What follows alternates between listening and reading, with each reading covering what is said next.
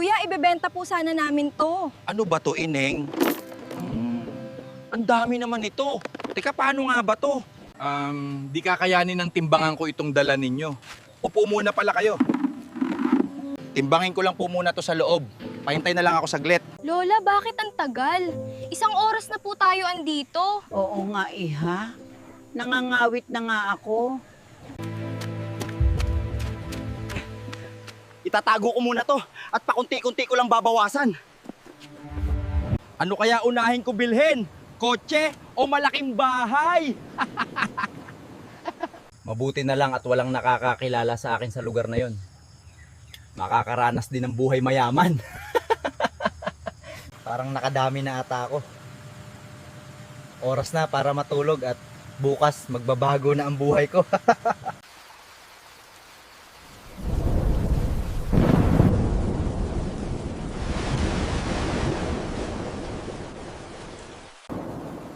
Hala, bumaha na pala, hindi ko na malayan sa sobrang kalasingan. Paano na ako nito ngayon? Ari sa akin ito. Wala na ang bahay at mga ginto ko. Teka, pupuntahan ko muna. Bitawan ko, nandun ang kayamanan ko!